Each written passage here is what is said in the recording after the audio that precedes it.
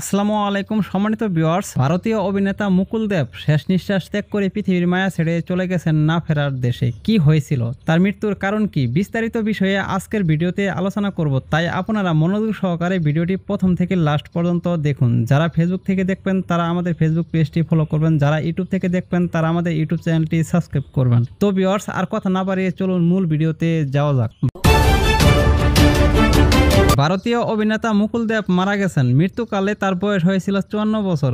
গত 23শে মে শুক্রবার দিবাগত রাতে দিল্লিতে তার মৃত্যু হয়। বেশ কিছুদিন ধরেই অসুস্থ ছিলেন অভিনেতা। শেষ কয়েকদিন ছিলেন নিবিড় পরিচর্যা কেন্দ্রে। মুকুলের মৃত্যুর খবর সামাজিক যোগাযোগ মাধ্যমে প্রথমে জানান অভিনেতা মনোজ বাজপেয়ী। হিন্দি সহ ভারতের অন্যান্য ইন্ডাস্ট্রির সিনেমায় তিনি অভিনয় করেছেন। তার বড় ভাই জনপ্রিয় অভিনেতা রাহুল দেব। মুকুল দেবের প্রথম ছবি ছিল দস্তক। সেই ছবিতে পুলিশ অফিসারের ভূমিকায় অভিনয় করেন মুকুল দেব। এই ছবি দিয়ে বলিউডে পা রাখেন সাবেক বিশ্ব সুন্দরী সুস্মিতা সেনও। সালমান খানের সঙ্গে জয় হো ছবিতে মুকুলের অভিনয় নজর কেড়েছিল। এছাড়া হিন্দি সন অফ সর্দার, ইয়ামলা, পাগলা দেওয়ানা আর রাজকুমার ছাড়া বাংলা, মালায়ালি, পাঞ্জাবি ও মারাঠি সিনেমায় অভিনয় করেছেন তিনি।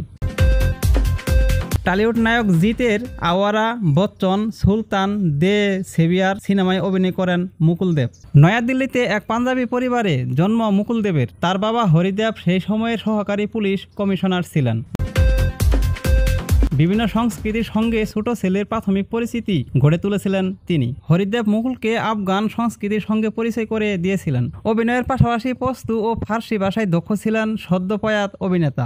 জনপ্রিয় অভিনেতা মুকুল দেব চলে গেছেন না ফেরার দেশে, কিন্তু তার লাখো ভক্ত এখনো বিশ্বাস করতে পারতেছেন না যে মুকুল দেব এইভাবে তাদেরকে ফাঁকি দিয়ে চলে যাবে।